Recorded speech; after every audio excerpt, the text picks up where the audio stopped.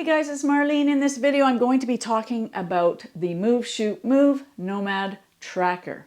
Now, what a tracker does is it follows the rotation of the Earth so that when you're shooting stars, you can use longer exposures and you won't get the drag, the star trails from a long exposure. And the reason you want a long exposure is so that your ISO can stay low and then you get less noise. So your signal is higher when you have more time in your exposure, but you want to keep the noise down. So a tracker allows you to do that because it moves with the rotation of the Earth. And that's the crux of it.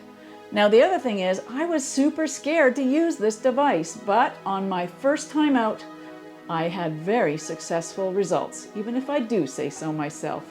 I'm going to show you a couple of those pictures right now, and then I'm going to get into explaining how this baby works and how to set it up. And by the way, super affordable.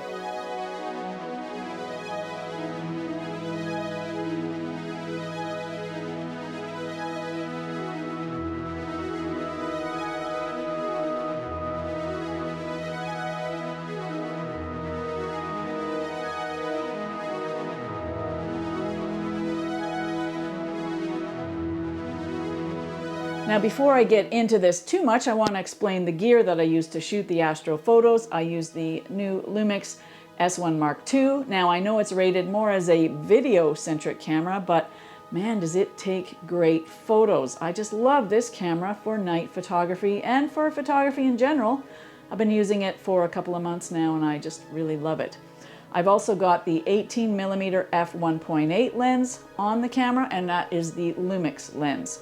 As far as what's shooting the video you're looking at, I'm using the Lumix S9, and I have the new 24 to 60mm f2.8 lens on that camera. Now, Move Shoot Move sent me this to test out.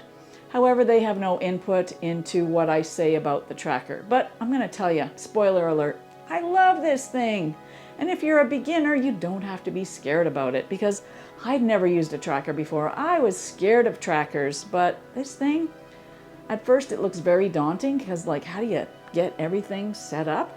But it works great. Now one other thing I also want to mention is, even if you don't have a tracker, I encourage you to start shooting astro photos. Right now it's a good time of year. At the time of shooting this video, it's peak asteroid season and Milky Way is back up, at least in the Northern Hemisphere. So I encourage you to at least try it. I've made videos in the past about simple astro setups. All you need is a wide angle lens and your micro four thirds or your full frame camera. Don't even wait to buy a tracker, just get going. Move Shoot Move makes it really easy. On their website they have a bunch of kits, and at the very least you want to get the tracker and the polar align laser. That's all I use from the kit that they sent me. They sent me some other attachments as well, but those are the two pieces that I used for the photos that I took.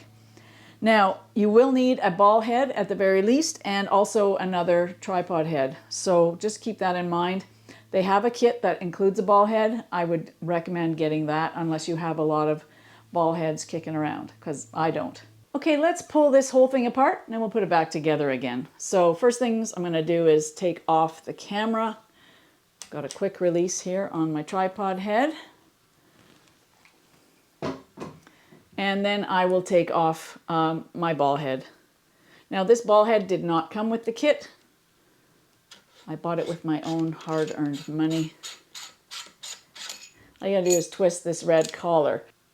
Now the red collar comes with the Nomad tracker, and it's very tightly screwed on here, and I do not want to take it off right now. And you can see the gears here, and those attach to the gears in here.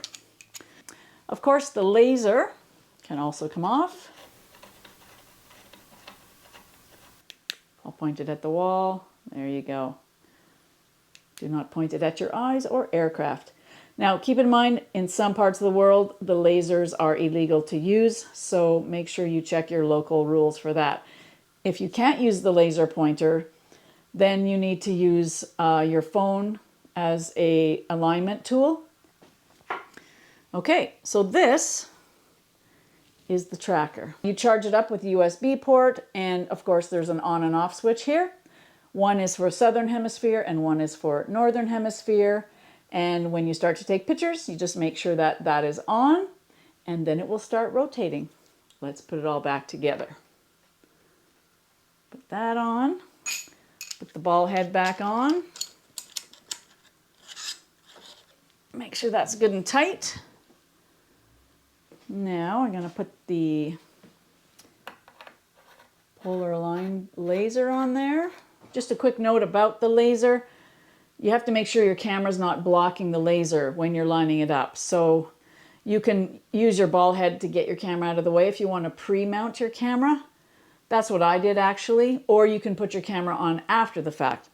But keep in mind, if you move this, you won't be aligned. So when you're putting your camera on, you have to be really gentle and very careful with it. Okay, so now we have our ball head. So our thing will probably be pointing up like this because, of course, you're aligning with the North Star, which is quite high in the sky. So you can put your camera on. I'll do a horizontal shot this time. And you can see here that it is not easy to get the camera on. Let's do this. There we go. And this is why I put my camera on first. So my camera's on. I put this there and I get the camera out of the way. I know I said this was real easy to do, but okay, the camera's out of the way. And there's nothing blocking the laser, okay? I don't know if you can see it on my hand, but nothing's blocking it. Once you're polar aligned, now you can set up your camera. Okay, so we line that up, and Bob's your uncle. Turn on the tracker, which the switch is on the back here. Turn it on, and it will start to move, and that's all there's to it. Another tip I have for you is to assemble everything before you leave the house, except for the camera, of course.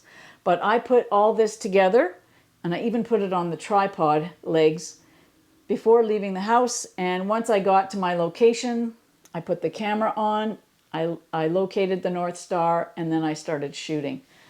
Because otherwise you're fumbling in the dark, and sometimes it's dusty where I was on a country road. So you want to have as little, stuff to do as possible once you're on location. Here's another tip for you. When I'm focusing on the stars, of course I use manual focus, but I prefer to hand hold my camera. And the reason for that is when things are assembled onto the tracker or even onto your tripod, sometimes things are at weird angles and I find it hard to get my eye onto the eyepiece when I'm manually focusing. And if you think about it, stars are like a million miles away. So moving your camera around a few feet either way isn't going to affect focus when something's that far away.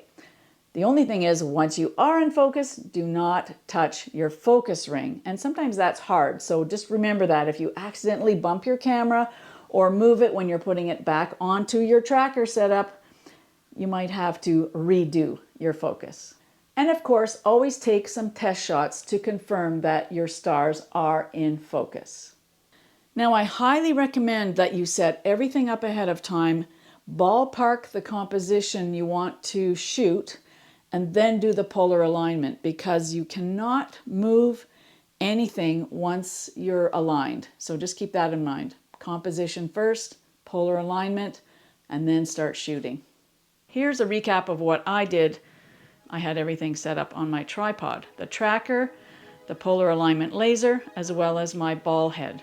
When I got to the scene, I manually focused by hand holding my camera. I attached the camera to the ball head, which was on the tracker. I roughed out my composition. I moved the camera out of the way. Then I used the laser to align with Polaris, the North Star.